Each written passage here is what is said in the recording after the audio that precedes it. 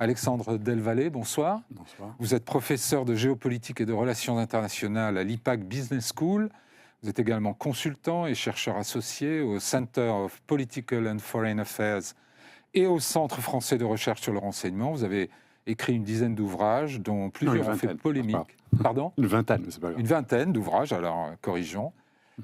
Dont plusieurs ont fait polémique, comme notamment Islamisme et États-Unis, une alliance contre l'Europe, ou encore Les vrais ennemis de l'Occident. Et là, vous publiez un gros livre de plus de 700 pages, coécrit avec le géopolitologue Jacques Sopelsa, ancien président de la Sorbonne. Un livre qui a l'air d'un gros pavé universitaire, mais qui est en fait à nouveau un livre très engagé, qui sous le titre « Vers un choc global, la mondialisation dangereuse ». C'est une version revue et mise à jour par rapport à la première parution en 2021 aux éditions L'Artilleur. Surtout, moi, ce que je constate, c'est que, pour répondre à la question initiale, ce n'est pas le retour de la guerre. C'est le retour d'une guerre qui, depuis les années 2000, ne s'appelait pas guerre quand c'était les Occidentaux, Oui. mais qui s'appelle guerre et qui est le fait des méchants quand ce n'est pas des Occidentaux.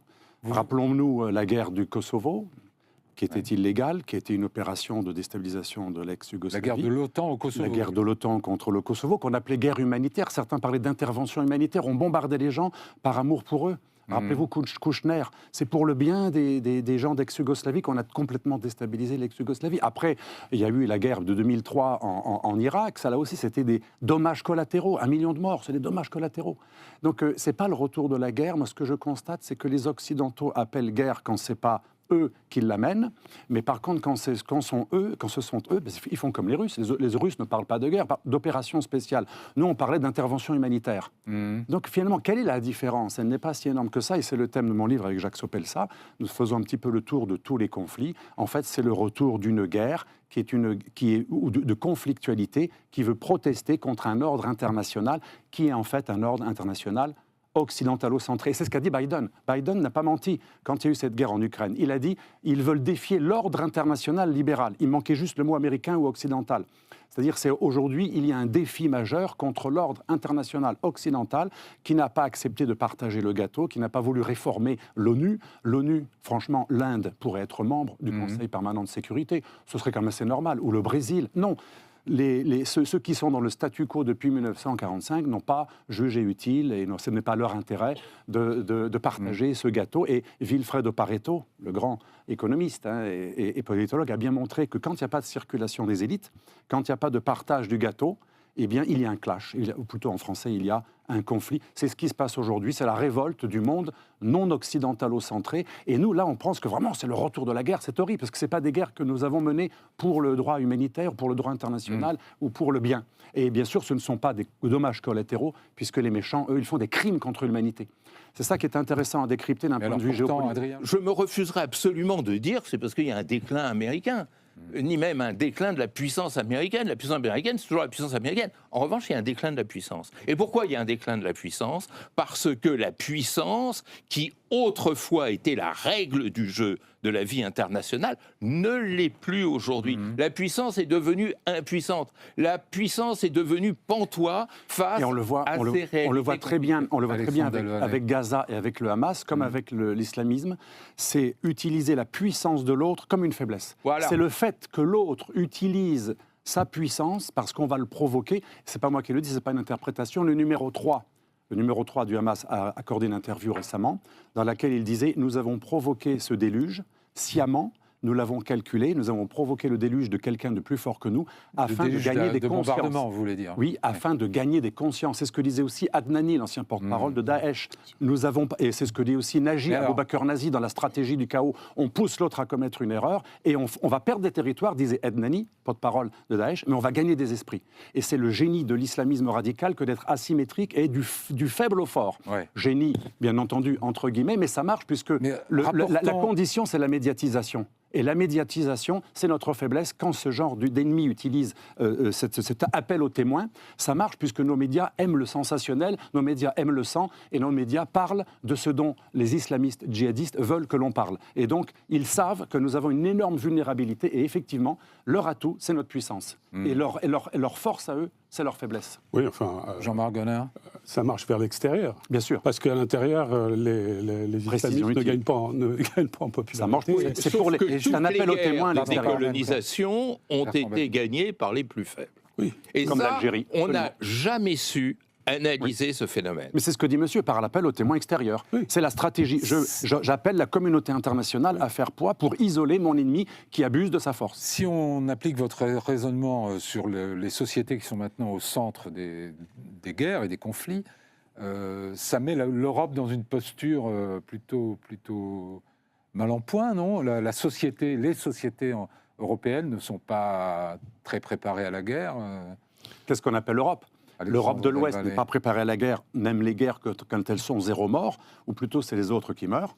Mais l'Europe de l'Est est différent. C'est pour ça que moi j'annonçais avec le général Gallois il y a 30 ans que l'élargissement de l'OTAN et de l'Union européenne vers l'Est, ce serait de manière certaine, évidente, aller vers la guerre, puisque l'Europe de l'Est n'a pas du tout la même histoire que l'Europe de l'Ouest. Et l'Europe de l'Est est extrêmement conflictuelle. Vous généralisez un peu là, mais dans le livre, c'est essentiellement quand même la Russie qui a raison pour vous. Non, pas du tout. Non, pas du tout. Non, ça c'est de la généralisation, pas du tout. Non, du début à la fin du livre, on condamne les puissances révisionnistes.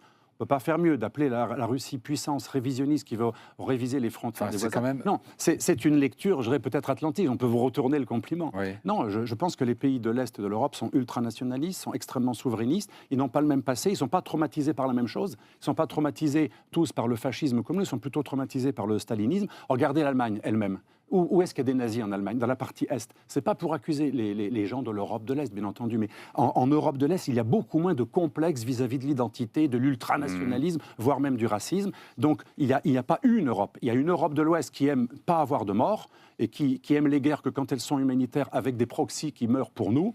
Par contre, l'Europe de l'Est, comme la Russie, l'Ukraine et même la Pologne, elle est prête à se battre, la Pologne. La Pologne est prête à perdre 100 000 habitants, pas du tout la France. Donc, je pense qu'il n'y a pas une Europe. Il y a au moins 2 grandes Europes, et à l'intérieur de ces Europes, il y a, même en Europe de l'Est, il y a les Hongrois qui ne sont pas du tout d'accord avec les Polonais, et nous... Jean-Marc Gonner, sur l'Europe de l'Est, que vous connaissez bien. Oui, je veux dire quand même que c'est aussi une scorie du communisme qui a fait un internationalisme fallacieux régner tout ça là-bas, et donc derrière, on a cru que la démocratie l'emporterait. En fait, le nationalisme là, a été beaucoup plus fort. Quant à leur préparation à la guerre, je pense que ce ne sont pas des armées très puissantes, ils n'ont pas beaucoup investi non plus dans leur... Sauf la Pologne qui va devenir la plus grande armée d'Europe. Entendu, mais bon, la Pologne, c'est tout un ça fait des siècles, Pologne et Russie, que ces gens-là s'arment et se regardent en chien de faïence. Donc, c'est une évidence. Mais quant à l'Europe de l'Ouest, elle a surtout été paresseuse ces dernières années. Le parapluie de l'OTAN a fait que, ma foi, les Américains assuraient la défense. Et en plus, ils y trouvaient leur intérêt, parce que quand on nous parle l'équation n'est plus la même. Ouais. Et les Chinois, eux, l'ont très bien compris avec leur projet Route de la Soie, qui a un succès inégal, mais qui leur a permis de marquer de sacrés points dans la mondialisation, et d'arriver à un type de domination que les Chinois ont su moderniser, alors que nous en étions encore au général Federbe et au général Gallieni. Ça explique la pause stratégique entre la Chine et les États-Unis, décidée ces jours-ci. Évidemment, à laquelle je m'attendais depuis des mois et des mois. L'interdépendance économique, non, c'est tout ce que je voulais dire. Adrien Jolme, vous les menaces de la Chine populaire contre l'indépendance de Taïwan me paraissent aussi être une menace de conflit à l'ancienne, avec des armées, avec de la puissance, avec de mobilisation. Une menace de conflit, c'est pas encore un conflit. Comme l'Ukraine n'était qu'une menace d'un conflit avant de l'être. Oui, mais en 2014, le conflit ukrainien... interdépendance économico-géopolitique. Mais voilà. Les semi-conducteurs, d'ailleurs, la pause de 10 ans, c'est justement qu'il y aura peut-être une guerre dans 10 ans. Mais attendez, vous êtes en train de nous dire quoi ? C'est différent parce qu'il y a des micro... Est-ce que la puissance est importante ? Parce qu'il y a des microprocesseurs, donc c'est différent. Oui, c'est évident. La Russie était démondialisée, elle vend des matières premières et des armes, mais elle n'est pas dans la mondialisation marchande des biens et services. La Chine l'est totalement, et l'Amérique a voulu délocaliser en Chine et en Inde. Ça n'a rien à voir. La Russie est quasi autarcique. On peut se permettre d'avoir un blocus général contre tous les produits chinois. On arrive au 12e paquet de réformes. On ne peut pas se permettre la même chose contre la Chine. Sinon, nous sommes tous ramenés au Moyen-Âge. Sans la Chine, on n'a même pas de terres rares. On n'a pas voulu en produire chez nous parce que c'était polluant. Mais on veut bien que les ploucs en produisent. Donc vous êtes en train de nous expliquer... C'est comme les déchets nucléaires. Il y a une énorme hypocrisie. On veut être écolo chez nous, mais on veut bien quand même que les pays non occidentaux, eux, produisent, ce qui est horrible pour la santé. C'est ça ce qui se passe. Donc on est totalement dépendant des Indiens pour les médicaments et des Chinois pour pratiquement tout le reste. En Afrique, même des statuettes traditionnelles sur les marchés, c'est un Africain qui m'a dit ça récemment, peuvent être parfois produits en Chine, ça coûte moins cher que par un brave paysan ou un ouvrier chinois. Oui. On voit bien que c'est pour ça qu'il n'y aura pas de guerre. Non, alors rien à voir, je n'ai pas du tout dit ça. Je veux dire juste que l'interdépendance avec la Chine fait que c'est absolument pas comparable avec la Russie. La Russie est une autarcie. Mais, pardon, on peut se permettre d'être est-ce que Taïwan est dans une posture de danger similaire à celui de l'Ukraine ou pas, vis-à-vis de la Chine? Alors, d'un point de vue du danger, bien sûr que Taïwan est dans une posture de danger. Et d'ailleurs, on en parle dans ce livre. Taïwan a baissé la garde depuis une quinzaine d'années. En baissant les budgets militaires, pas assez de moyens. Elle a enfin compris, un peu comme l'Allemagne qui s'est réveillée, il y a aussi des choses comme ça qu'on développe. Bien entendu, on ne nie pas qu'il y a un danger. On dit juste que la Russie et la Chine sont deux réalités totalement différentes. L'un est dans la mondialisation. Elle a même récupéré la mondialisation. C'est la Chine. L'autre est dans la démondialisation, ou plutôt qui n'est pas vraiment rentré dans la mondialisation, par quelques oligarques. Alors que la Russie s'étend, que le groupe Wagner s'étend en Afrique. Ça n'a rien à voir avec la mondialisation. Pourtant, ça a assez à voir. Ce sont des mercenaires qui sont envoyés par le Kremlin. Ça m'a l'air d'être extrêmement du mercenariat de Sadat.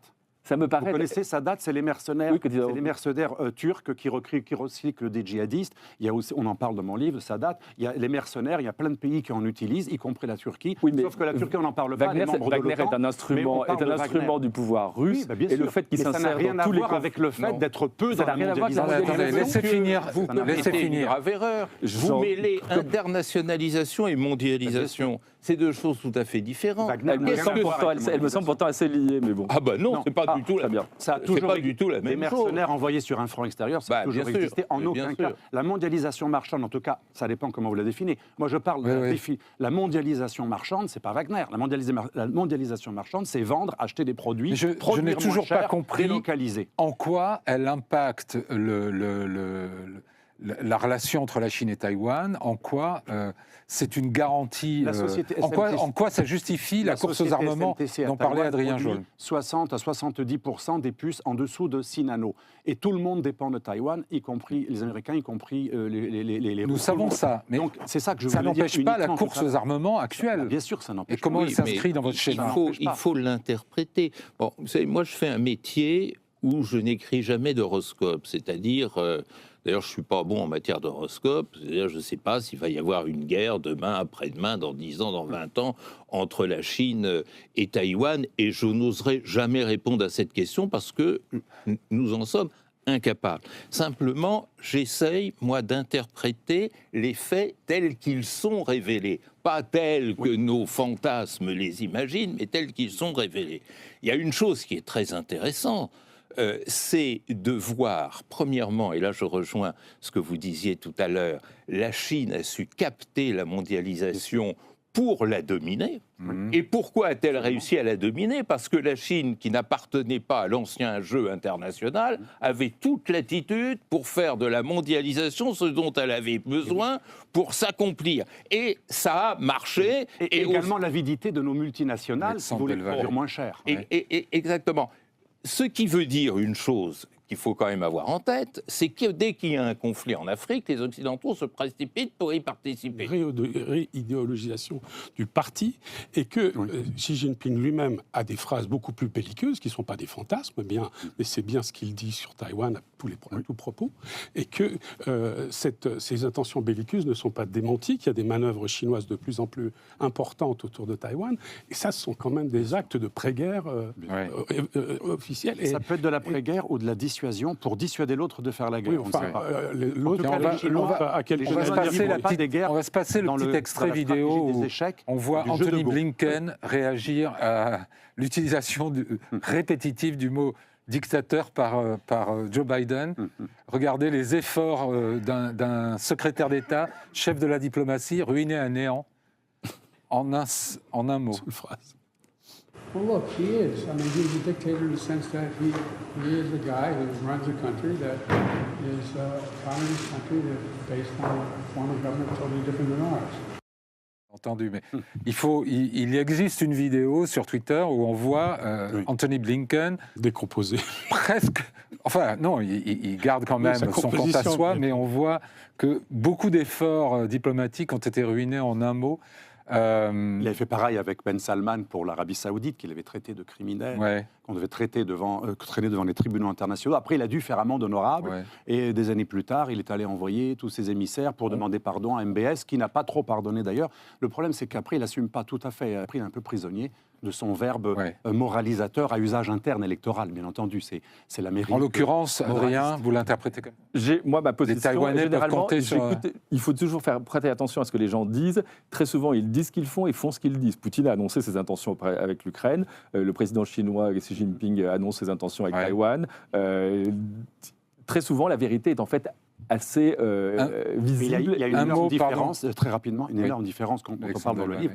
Taïwan, la Chine a obtenu depuis des années, depuis la guerre froide, le retrait de nos ambassades. Il reste 3 ou 4 pays dans le monde qui reconnaissent Taïwan. Donc ça c'est le jeu de go. La Chine, elle ne fait pas une attaque frontale. Elle a déjà préparé la légitimité de son action, puisque nous-mêmes avons reconnu qu'il y a une seule Chine. Grande différence avec la Russie qui avait reconnu les frontières de l'Ukraine. C'est une différence parmi d'autres dans ces deux conflits. Donc la Chine, moi je pense qu'elle ne fera pas la guerre. Elle attendra que ça tombe comme un petit feu. Elle va dissuader, elle va menacer, mais elle n'a même pas besoin de faire la guerre, puisque d'un point de vue du droit international, Taïwan, c'est déjà la Chine. Nous l'avons reconnu, puisque nos reconnaissances sont officieuses. Nous n'avons que des reconnaissances officieuses. Vous voyez plus un processus à la Hong Kong où c'est les jeux de go. neutralise le jeu de go en Chine, c'est vaincre l'adversaire, alors que l'adversaire n'a même pas vraiment compris qu'il était déjà vaincu. Alors que nous, c'est les échecs, c'est Poutine, c'est droit au but, on va vaincre l'autre en l'écrasant. Et c'est pour ça que la Chine a une longueur d'avance en stratégie asymétrique. Quand Xi Jinping dit « nous n'excluons pas l'usage de la force pour réunifier Taïwan avec la mère patrie », il faut quand même prendre au sérieux ce qu'il dit. Et quand les Américains disent « on participera à la défense de Taïwan en cas d'invasion », peut-être que personnellement, je prends plutôt j'écoute attentivement ce que disent les uns et les autres. Comme disent les animateurs de la Cosa Nostra, une menace, c'est pas pareil que l'assassinat. L'assassinat, on n'a pas besoin de prévenir. La menace, c'est pour que l'autre ait peur et qu'il plie. Et donc, moi, je ne confonds pas une représentation, comme on dit en géopolitique, une annonce, avec la chose. D'accord. Oui, moi, venons-en à un autre... Non, oui, quand même. Juste un mot très court. Oui, un mot. Moi, je ne veux pas faire de prévision, je ne sais pas ce qui se passera, s'il y a une guerre ou pas. C'est pas mon métier, de toute façon. Mais il y a 2 paramètres. N'oubliez pas que 50% des investissements taïwanais se font sur la Chine continentale. Ça, c'est quand même un paramètre qui peut provoquer une intégration par le jeu économique sans qu'il soit nécessaire de lever le petit doigt. Et l'autre élément, relisez Shunzhou, parce que je suis désolé, la table de chevet de M. Xi Jinping, c'est pas Clausewitz, c'est Shunzhou. Et Shunzhou qui dit la meilleure des guerres, c'est celle qu'on gagne sans la faire. Sans tirer les du fourreau. C'était plutôt Deng Xiaoping, ça. Et les Chinois achètent les ingénieurs spécialistes des nanoprocesseurs. OK. Dans tout ce que nous avons dit jusqu'ici, beaucoup d'éléments asymétriques, le rôle des sociétés, etc. Est-ce que justement à tous ces titres-là, c'est pas l'Afrique qui est le potentiel de déstabilisation finalement le plus grand ? Problème démographique, problème de pauvreté, problème d'exode, d'émigration. Mais vous avez tout à fait raison. Alors, démographie, on sait qu'à la fin de ce siècle, l'Afrique sera 40% de l'humanité. La paix dans un ordre mondialisé, c'est plus l'équilibre de puissance. L'équilibre de puissance, c'est une histoire de bande dessinée, ça. C'est déjà l'abbé de Saint-Pierre au XVIIIe siècle qui nous disait mais qu'est-ce que c'est que ce truc ? Une pichenette sur l'équilibre de puissance et tout s'écroule. Là-bas, la paix, c'est quelque chose de positif. Et l'Afrique paie le tribut le plus lourd pour le djihadisme, et ça on l'oublie. Rien que le Nigeria, dizaines de milliers de morts en quelques années, un prix énorme qui a doublé l'Afghanistan ou l'Irak. Le djihadisme, c'est les acteurs qui tirent les dividendes de cette situation de crise. Ce ne sont pas les acteurs premiers, ce sont les acteurs profiteurs. Mais discrédit des puissances coloniales comme la France, qui ont eu des rapports inégalitaires. On a quand même eu des extractions d'uranium dans un pays où on n'a même pas aidé, contrairement aux Chinois, à l'électrification de villages. Je ne dis pas qu'on est des méchants, mais la perception de ces pas des pays, gentils. c'est qu'on les a pillés, que ça soit vrai ou faux. Et ça, c'est un sentiment général Alors, dans pratiquement toute la ce niveau